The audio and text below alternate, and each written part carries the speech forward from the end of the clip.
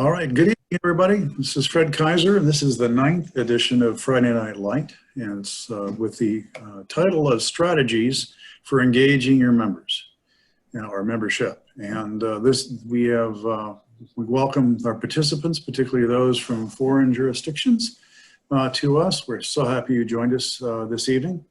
And tonight's a special treat, packed with information. It should last a little longer than normal. Probably about 45 minutes. We have special presenters or guest stars from four lodges that have been exemplary in promoting Masonry. We asked them to share their strategies for engaging your membership. They include Worshipful Brother Travis Freeman, who's chaplain of McMillan Lodge number 400. Brother Kevin Nichols, who's secretary of Romeo Lodge 41. Brother Eric Bettner, who's senior warden of Ann Arbor Fraternity Lodge number 262, and Worshipful Brother Ted Davis, Worshipful Master of Port Huron number 58. As we have in the past, we'll be recording this session so they can be viewed by other brothers on the Michigan Masons YouTube channel. Those are usually made available on Monday or Tuesday of the week following. All participants are muted and turned off from a video perspective to maximize bandwidth and also to minimize background noise. You will notice both Q&A as well as chat functions. It's probably located at the bottom of your screen. And so please feel free to send a chat message or a question, and Worshipful Brother Corey Curtis and Worshipful Brother Darren Thompson will be collecting that information and so forth, and we will we'll hold those questions for the speakers till the end because their contact information is reflected on the title slides, but we thought in terms of ease of flow, it's best to hold the questions to the end. So please feel free to call them afterwards or email them afterwards. We'll also be sending out or posting, a PDF of this presentation on the Michigan Masons website following the conclusion of the session, probably again on Monday or Tuesday. We'll also be sending out a follow-up questionnaire following the session. Please take a few moments to complete it and send it back to us. It's pretty easy, about 4 or 5 questions, but your input helps us shape and form the future sessions. So there's also a toll-free number and an email address that Worshipful Brother Darren will be posting in the chat window as well in case you have questions. So without further ado, I would like to introduce Worshipful Brother Travis Freeman, who will lead us off this evening with strategies for engaging your membership. Good evening, Worshipful Brother. Thanks so much for this opportunity to be part of this panel this evening. Strategies for engaging your membership. Here's my contact information. Feel free again to reach out to me. And the next slide. We'll go to the next slide here. There we go. Increased communication. This is really a piece of our lodge that we found really beneficial. And you can see the variety of different means of communication that we utilize at McMillan Lodge 400. In addition to phone invite calls, we increased our personal one-on-one calls, especially to our membership 70 plus. Electronic communication, however, is so important to the success of our lodge. We established a messenger chat for our officers, which we have now expanded. I'll share more about that in just a moment. And we also added Zoom calls, which we'll talk about as well in just a moment. I also produce a monthly e-blast via vertical response. There's many different platforms that you can utilize for e-blasts. We found that vertical response was about our right speed, and I utilized that out of the Valley of Marquette Scottish Rite Masons. I believe most lodges have the knowledge of the phone bites, the e-blasts. However, if you do need assistance, please feel free to reach out. Again, my contact information is listed right there. Next slide, please. Several years ago, we mentioned a few minutes ago that we established an officer chat discussing degree dates and times, lodge projects, and fundraisers. This is completely tiled, and it's just for our members only. That has evolved over to the years, so we're at the point now that most every member of our lodge that's on Messenger is now part of this group and contributing. We discuss lodge projects, member needs, and we're discussing this on almost a daily basis. The latest communication was discussing our fantasy football league, which kicked off last night, and also our current fundraiser that we're getting ready to wrap up. I'll talk more about that in just about 2 minutes. Next slide, please. Meet Norm Sharp of McMillan Lodge number 400. He is our most senior living past master, serving twice, 1967 and 1984. I thought it was important to share this story with you because we all know about Zoom meetings by now. However, with McMillan Lodge 400, we discovered through our Brother the Brother program, our Reach Out initiative, that Worshipful Brother Norm, living at the local hospital's living facility, Golden Leaves Living Center, and through our outreach efforts, we discovered that Worshipful Brother Norm was not receiving calls or communications from his loved ones. That's where we stepped up our efforts and made arrangements with the local facility, Golden Leaves Living Center. And again, now more than ever, it's so important during this global pandemic, especially to reach out, especially to the senior members of your lodge, and ask them if the technology is available so they can participate via Zoom meeting. And what I did, you may notice down here in the corner that it says HNJH Long-Term Care's iPad. And we discovered that they have an iPad, and we engaged Norm, and he was literally over the moon talking about lodge, degree work, and just enjoying fellowship with his other brothers. Again, most hospitals and long-term care facilities do have that technology, and we just found it just so special to be able to communicate with Norm and be able to stay engaged, again, using technology. Next slide, please. 72,000 cans. We engaged our membership with what is now the most successful fundraiser in our 130-year history of McMillan Lodge 400. Our communication efforts were already in place, and they worked out excellent. Messenger was key to coordinating with our lodge members. In Michigan, we have a bottle and can deposit where 10 cents on every can brought back is money. And as a team, we worked to drop off our donation trailer and signage and pick it up and place it back out in a high-profile area that we had. And once the state of Michigan opened up the bottle deposit returns, as they were closed down during the pandemic, we again had to communicate with our membership, and we had sorting parties and events with that. And again, that engaged our membership during a time when really there was nothing else to do, and it just made our fraternal bonds even stronger. As you can see from the photos here, not only were the lodge members there, but also our wives and ladies, children and grandchildren. And with this pandemic and the fundraiser, we've raised right now over $7,000, and we're getting ready to wrap up this initiative here in the next couple weeks. And we're discussing about perhaps doing this on an annual basis now, because it was zero cost to us, and it was enjoyable. And we discovered that there were a lot of beer drinkers apparently in the Upper Peninsula. So we were able to reap the benefit of that, and 10 cents at a time, 72,000 cans.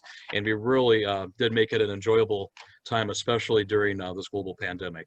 So brothers, it's so important to really get the word out, over communicate with your membership.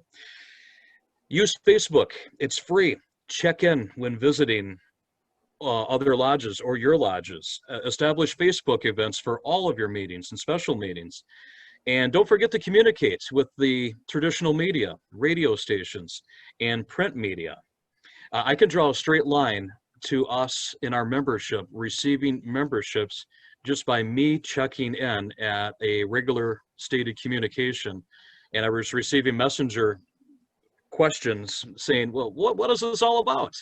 And bingo, it was right there. They asked the questions, and they became now great master masons. And really try to find that person in your lodge that's a great communicator. You know, make them a media director.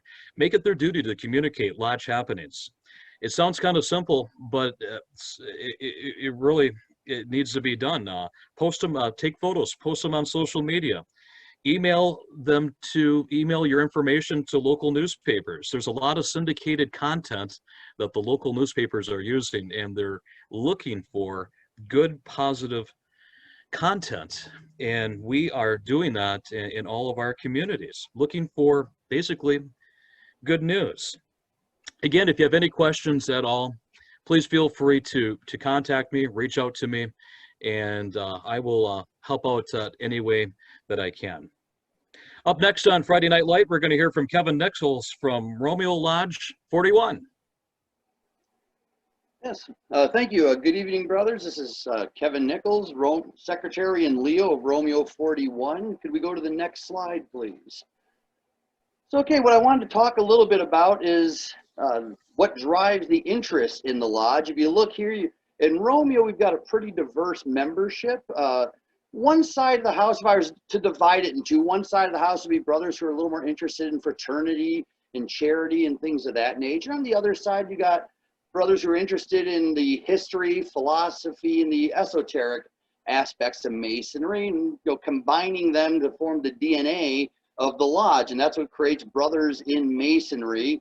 And as Masons use symbols for teaching, I thought the staff of Hermes, the founder of Hermeticism there, with the interwoven snakes, is a nice juxtaposition, as now that's used for modern medical doctors as a symbol of their profession. So let's move on to the next slide, please.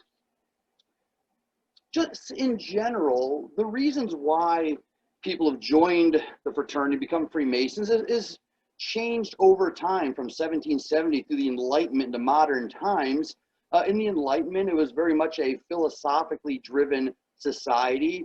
Men were coming together to discuss politics and religion, and all the new ideas and things were flooding into Europe from all over the world.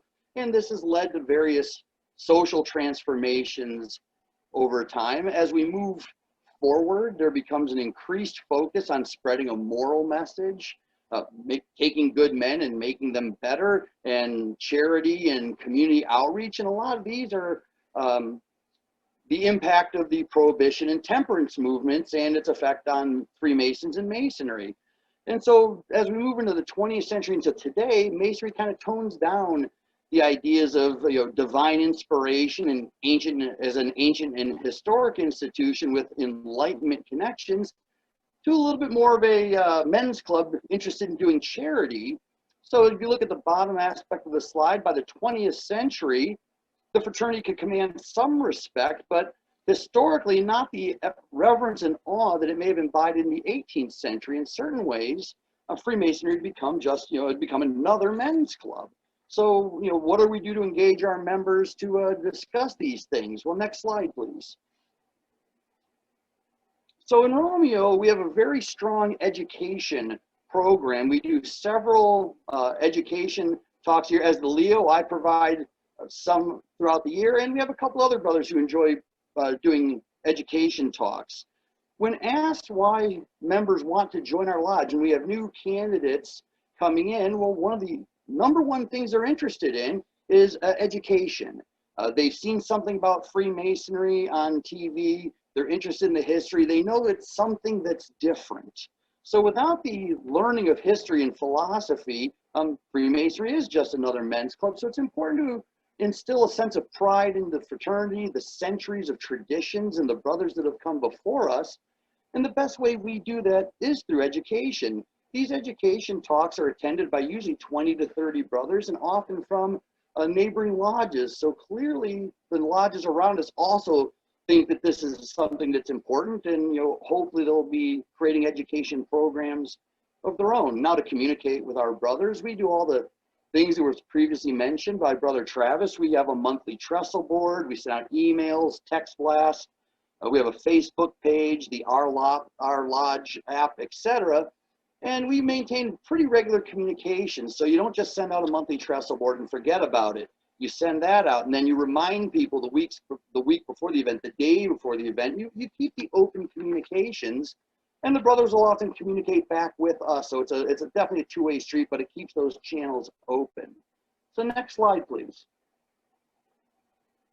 Some of the things we do, we're a pretty family-oriented lodge. We try to have events to, get lots of brothers within their families with lots of different interests involved. This is a haunted house charity fundraiser we do. It takes 20 to 30 people to staff the haunted house. Husbands, wives, kids participate, and they look forward to doing it every year. And over the past 7 or 8 years, it's grown to be quite a large production. Smoke machines, animatronic creatures, people in costume, and it's becoming quite a good fundraiser for us. The community now expects us to do a haunted house, and they are emailing us already this year asking, are we going to do it? People want to attend. So it's just a great way to get what we call our extended Masonic family involved with lodge events. So next slide, please. So some of the other things we do now in Romeo, we're in the historic Gray's Opera House, which provides a good venue for us to do different things throughout the year. So we do concerts and theatrical events as fundraising opportunities. The brothers work the event, and then while the event's going on, the families are allowed to attend all these events generally for free while we work the event. So it creates a nice family outing. Numerous concerts, theatrical performances, all different kinds of music. And while we do these events, we always take people upstairs and do lodge tours of Gray's Opera House. And we've created a unique Romeo 41 flyer, which has some general Masonic history, famous Freemasons, just kind of a, your elevator pitch about what you are and what the lodge stands for. And guys who've gone to the concerts and did the tour have in the past shown an interest, and we've given them flyers. And because of that, we've had several petitions and brothers join the lodge as that. So it's a great community outreach, but every community outreach event we do is also a way of generating interest. So next slide, please.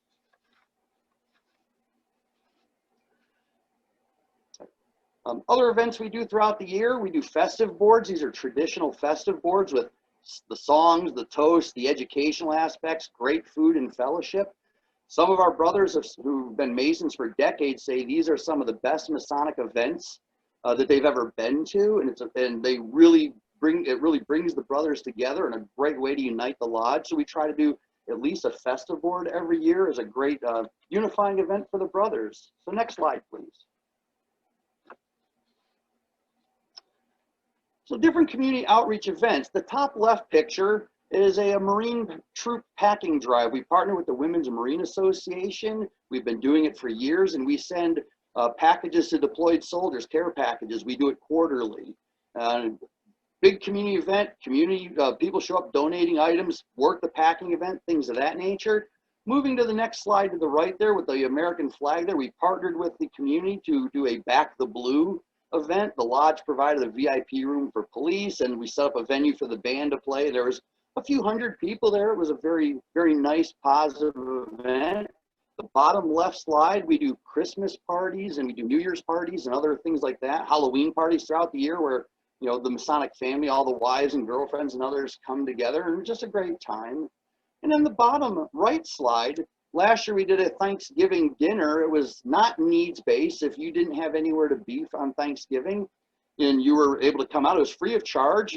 Come out, have a nice meal and some fellowship. We served over 120 meals in partnership with a local chef and different people who donated food and worked the event. So it's just a way of, reaching out to the community and being there for each other. So next slide, please.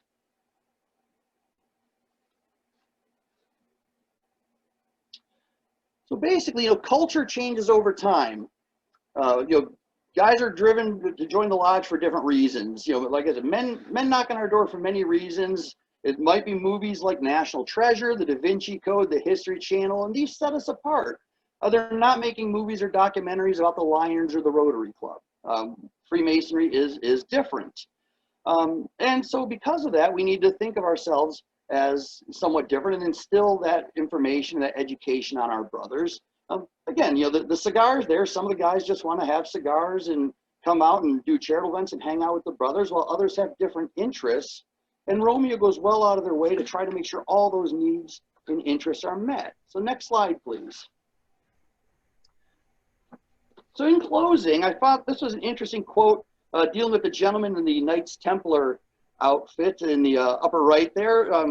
Let me just read it real quick. It said, one Sunday before his death in 1871, the aged and senile Father Edward Taylor sat quietly by the window in full Knights Templar regalia, a Methodist minister who influenced both Emerson's prose style and Melville's portrait of Father Maple. Taylor had been an active brother in the 1820s during the height of Masonry's power and prestige. During the height of anti-Masonry, he had defied the Methodist hierarchy's ban on membership. Now only his uniform spoke of the days when he and so many others had seen the ancient and honorable society as an embodiment to their higher values and for many their deepest longings. But the silent Father Taylor might have been pondering what Brother Albert Pike had noted a few years later. The Freemasonry of the United States is not what it was in the days of the fathers. So it's just a parting thought to think, how are you going to engage your members, and what is the Freemasonry your lodge is involved with, and how are you imparting things on your brothers and future brothers? And with that, I will turn the slides over to Brother Eric Bettner. Thank you very much. Thank you, brother. When we began to ask ourselves at 262, what keeps us engaged? What keeps us coming back for more? Why are we even still doing this on some nights? But we had a couple of points that came to bear repeatedly. The first being that we have an incredible diversity among the backgrounds and the personalities of our members, and we actively try and reach out and ask them to be involved. Those are, it's a strength for us, and it's a tool at our disposal to use, is their different backgrounds and perspectives when we're working on something, whether it's to put together just a regular communication, whether it's a degree night, or whether it's something that's out community-based. How are we going to pull this off? Take advantage of the brothers that are right there and ask them to participate. Get them engaged. We have a mentoring program for that newly initiated entered apprentice. Not only is that mentor there for the Masonic journey that's about to start, but it brings that new guy, the new kid in the room, into the folds of the lodge. It's an easy invitation to the, invitation into the conversations at hand, the activities of the lodge, even the side conversations. It's a way to start the relationships that are going to be building.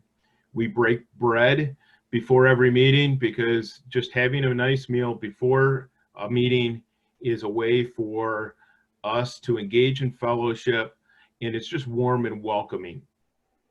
During our meetings, another tool that we've utilized is sending out our minutes beforehand via email, and that allows us to keep the meeting itself streamlined. We're respectful of each other's time and the other commitments that we do have. So we just approved the minutes. We've already read and reviewed them on our own. And then again, just to repeat what we've already heard, the lodge education is immensely important for all the reasons we've already heard. But what it does, what I feel, is it changes the dynamics of the meeting itself. Because if you're not somebody that has an active role with a gavel, a staff, a role to play that night, if you're on the sidelines, then a meeting can become just that, gaveling and opening and closing, and eventually we're all going home. But quite frequently, the presenters for our lodge education are coming from the sidelines. And for that period of time, they have the floor. They have us as a captive audience, officers and sidelines alike. And that allows us all, for that brief moment, to remember that we're all here for that common purpose, that we're sharing of each other. And that to have a full calendar. As you plan your calendar, have regularly scheduled events, just not one-off events. That regularly scheduled event will get bookmarked on a brother's calendar, and they'll come to look forward to it. We happen to have a monthly master's table that meets somewhere in the Ann Arbor area, and it's at a public venue, so you have to mind your P's and Q's, but it's a chance for us to get together socially, talk a little bit of shop, if you will, but also stay connected brother to brother. What's going on in your life? How's work going? What's going on with the family? How are the wife and kids, so to speak? And it's so well received that it's almost a substitute for a meeting for those that can't otherwise meet a meeting. So have a full calendar, plan your calendar as far in advance as you can so that you can get the word out. because without good communication, the best made plans will get laid to waste. And if I can have the next slide, please. Why do we want to have good communication? Certainly because it engages and it increases the communication we have with our members. One conversation is going to start another conversation. Next slide, please. Have a website, register your domain, and as we've mentioned, make a reference, direct it towards the Our Lodge page. On your website, that's probably what the public is going to see first, but it's also a quick go-to for a brother. And with that Our Lodge page direction, they realize that they're reminded that they're actually part of something that's much bigger than their own lodge. Also on your site, have an up-to-date calendar. It's an easy go-to. It can link with any of the Google and any of the other apps that are out there, but it's a way for our lodge activities to be made available to a brother. Next slide, please. And how often are we going to let a brother know what's going on? Often. We're going to send out multiple emails. We're also going to take advantage of social media, but approximately 2 to 4 weeks out, we're going to let somebody know what's going on. We have a monthly master's letter that is not only a message from the worshipful, but it has a trestle board or a calendar on it. We're then going to reinforce that a couple weeks later, a week before an event. Even a regular communication meeting is an event. Let somebody know about it. Use that email and reinforce those layers. Even the day before or the day of event. Last year as junior warden, on the day of, I would come up with a quick little cartoon that pertained to the menu of what I was going to serve that night. So it was just a quick little cartoon that came across somebody's phone, but it reminded them that, hey, we are meeting tonight. We hope to see you there. You have been invited. It layers it in there. Next slide, please. And social media. Social media is not going anywhere. So we're trying to take advantage of it as a tool for ourselves. 262 has landed on Facebook. We have a page that's for public announcements, engagements, a little bit of communication between us, but it is just that public. So you have to mind what's being said. We don't want the wrong words falling on the wrong ears. We also have a group, and that's more, as the setting is private, that allows us to speak openly, Masonically to one another, and it again gives us yet one more avenue to communicate to one another. When any announcements or when there's anything going on in the lodge, be mindful to use all the tools at hand, emails, Facebook pages, and Facebook groups, and the other tools that are there, your website that is there. You don't want to miss anybody, even unintentionally. We have members that are not on Facebook and will not be on Facebook. So I have to make sure that the email goes to them. And likewise, I have people that look at their emails for work-related purposes only, and they're living on Facebook. So they're going to see the announcement through the page or the group there. Next slide, please. And then take advantage of the Facebook events. Make your activities events. It's a free virtual calendar. Let Facebook do the work for you. And as you're making your events, if you're working with another organization, use the co-hosting, expand the audience that's going to receive the information of the event that you're planning. Get the word out to as many as you can. It only strengthens and helps the event. And on just a quick note, officially, I don't feel that the lodge has to sanction and organize every event, every activity that goes through the lodge. And what I mean by that is, if you have a group of brothers that know the weather's going to be good on Saturday and they all like to ride, let them amongst themselves organize that bike ride. If you have the group that likes to go down to the range and shoot, let those guys organize themselves, go down and shoot. Those informal gatherings, because of the lodge, through the lodge, only strengthen the relationships and the engagement. They're going to come back refreshed. They're going to have stories to tell. And they're going to want to participate that much more. So everything doesn't have to be official and doesn't have to be a production, if you will, but be diligent in your communication and encourage people to communicate amongst themselves. And on that note, I am going to hand it over to worshipful brother Ted Davis. Good evening, brothers. You know, my name's Ted Davis. I'm the worshipful master for Port Huron 58. Port Huron 58 is located at the bottom of Lake Huron, right on the border with our Canadian brothers. I'd be remiss if I didn't say hi, because I heard there were some Canadian brothers visiting the web meeting tonight. So hello, brothers, and can't wait till we can cross the bridge freely again, interact. It's probably not a coincidence that listening to Travis, Kevin, and Eric, to the similarities between our four lodges is pretty amazing. I mean, we all seem to be focusing on the things that keep brothers interested and attract the interest of new brothers. I could lay out, you know, word for word, just about everything that everybody has said right now. It's very rewarding, and we know it works. The part that's really good about this meeting today and this way of sharing information is each of these lodges has probably gone through a development phase over the last decades to try to figure out all these things that have worked. And having this meeting today and us being able to share what works in our lodge is allowing other lodges to be able to hopefully pick up on those and save some time, because it does work and the lodges are growing and they're going to continue to grow. So Port Huron Lodge was founded, it was chartered in 1853. We've got 179 members.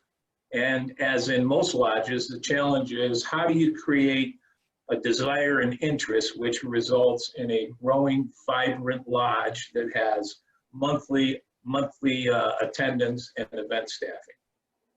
And I think one of the things that we've really come across in recent years in Port Huron is that it really comes down to four things. It comes down to planning, communication, implementation, and measurement.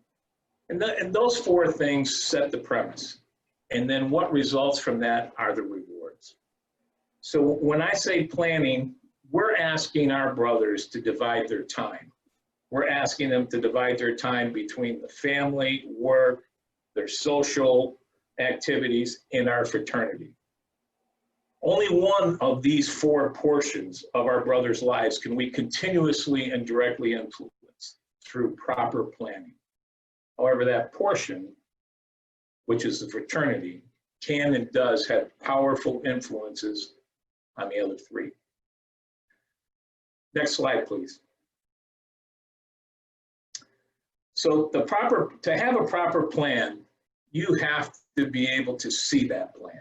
And what we put into place in Port Huron 58 was we put in a 3-year, as you can see on the slide, there's 3 yearly calendars, 2020, 2021, 2022.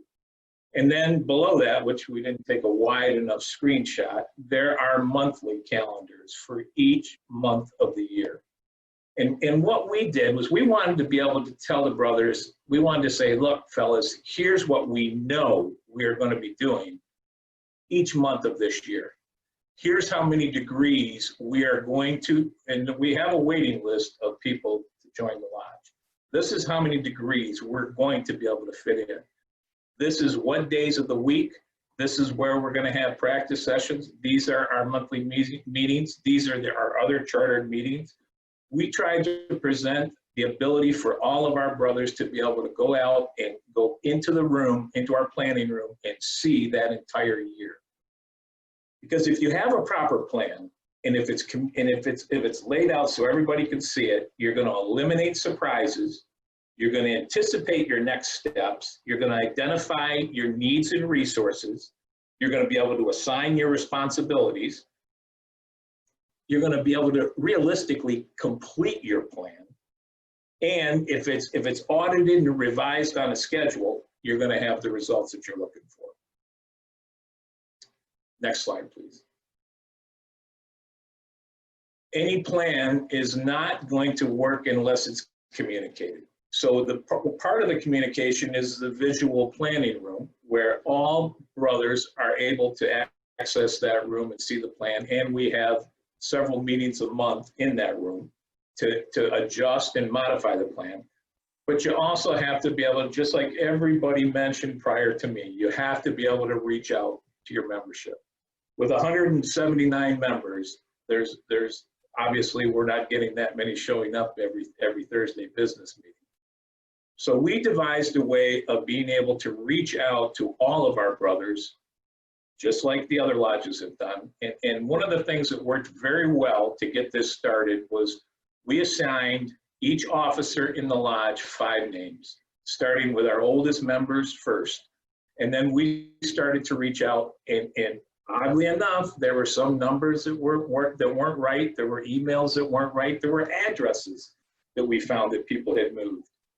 But the result of it is we are continually improving the connectability with our lodge members, which are, a lot of them aren't in the state any longer, but they're still part of the lodge. We were able to reach out to brothers down in Florida to find out if they needed things, if they were surviving through the COVID experience. We were able to get some brothers some help out of state, which was amazing. This is a never-ending task, which has to be put to the lodge, which has to, like I said, we started with our officers. We have a lot of non-officers that are also participating in the call list. Our goal is that every year we're going to get better. Every year we're going to have a better list. We actually want to have secondary contact people for each of the members of the lodge. And that plan is coming to fruition. So when I say communicate the plan, you need to have the plan posted. You need to have your calendars posted. You need to review it monthly. You need to be able to review your annual calendars every single month, and you need to review your 3-year calendars 4 times a year, because things change. Create a call list for the upcoming events. Update the plan with confirmed participation. When you have your calendars and you list out whose responsibilities are what, people take ownership.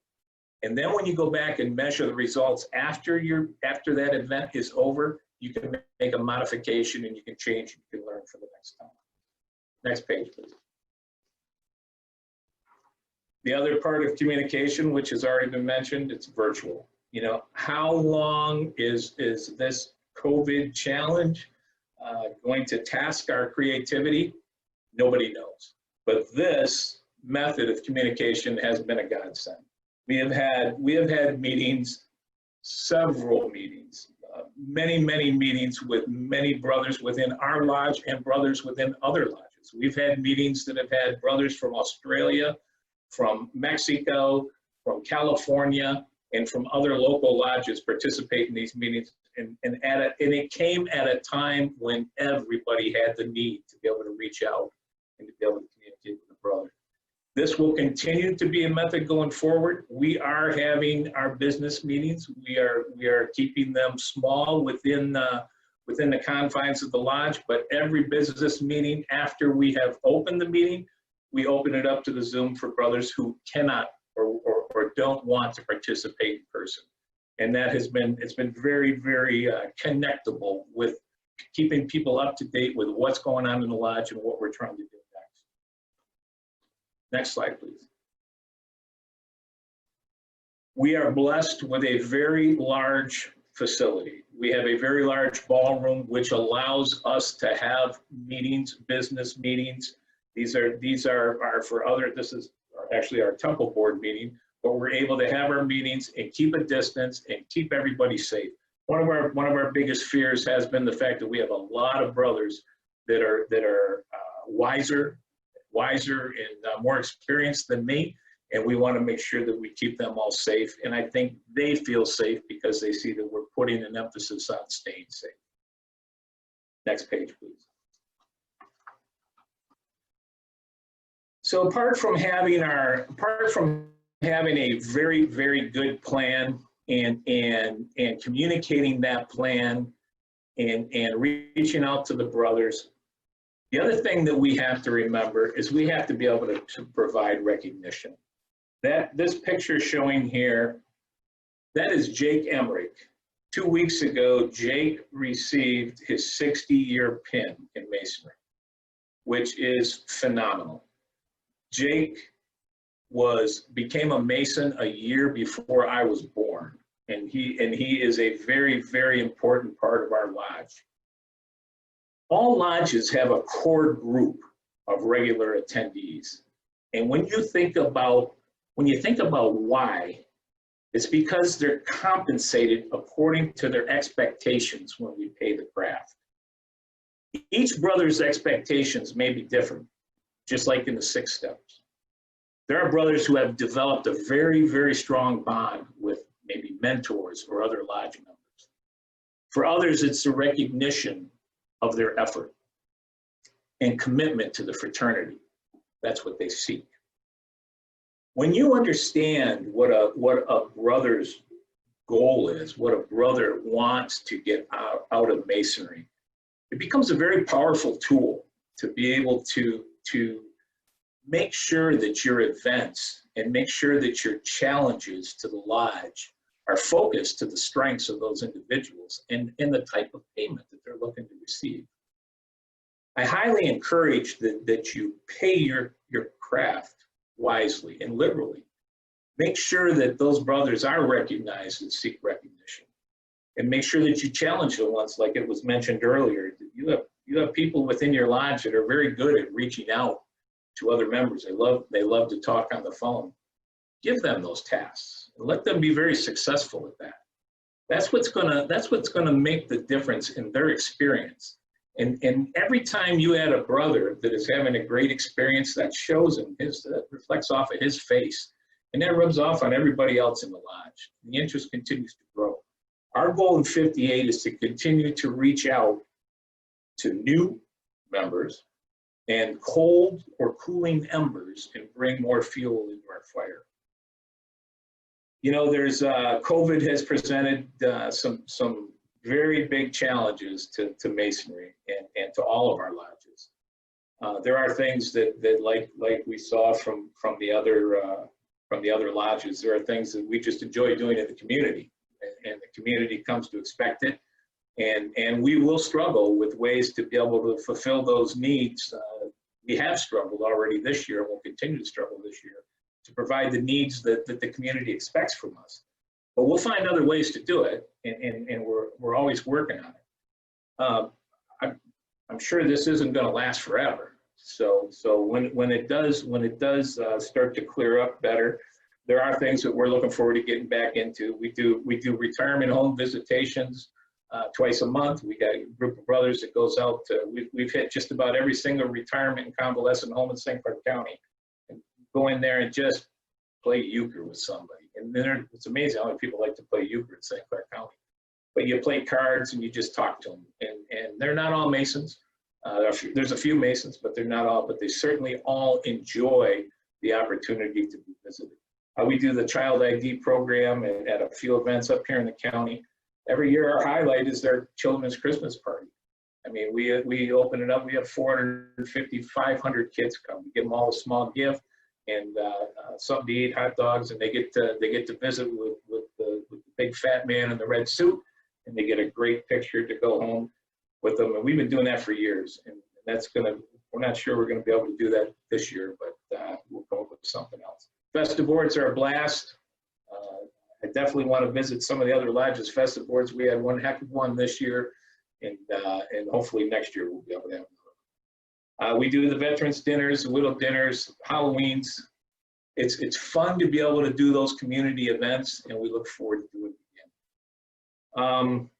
If anybody has any questions, they want to come up and visit the lodge, they want to come up and meet some of these fellas, we'd be happy to bring you into the fold and pass an evening of ideas back and forth and show you the war room where our planning calendars are.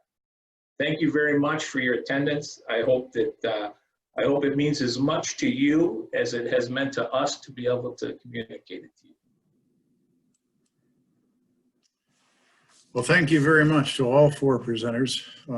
Thank you for taking the time, sharing your secrets with the rest of the folks out here. We hope in the process of them doing their planning and reinvigorating their lodges when the specter of COVID has left us and so forth, these will be incredibly great tips for them to employ. We've heard now from 4 very solid lodges that do an exemplary effort in engaging their membership, and we couldn't be more grateful for their participation. So please remember, you'll be receiving a link to a survey. It's probably in the chat window right now. Maybe we'll be sending it to you afterwards, but please give us feedback on these and other sessions. Take a look at the sessions that are out there on YouTube under the Michigan Masons channel. Darren Thompson and Rob LaFleur do an exemplary job of posting those and also posting on the Michigan Masons website as well. So please play catch up if you haven't been able to make all the sessions, and use these as part of your education for your members if that's appropriate. Just a quick commercial, a couple of sessions coming up. Rob LaFleur is going to have a return engagement. We're calling it Maury or Groupable, the sequel, coming up on September the 25th. We'll have 2 more sessions in October. October 9th, we'll be developing a Lodge success plan where Corey Curtis and I are going to try to show you how to construct one, take some easy steps to putting together a multi-year plan for your lodge, help you to be more successful. So we thank you very much for taking the time to join us this evening. We hope you have a wonderful evening. And Corey and Darren, do you have any questions in queue that the speakers would like to answer?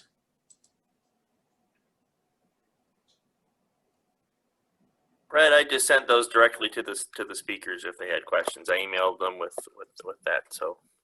Okay. So they'll be able to answer directly on that. That's wonderful. And you've got, again, on Monday or Tuesday, not only will the copy of the video be posted to YouTube, but it'll also be posted to the Michigan Masons website.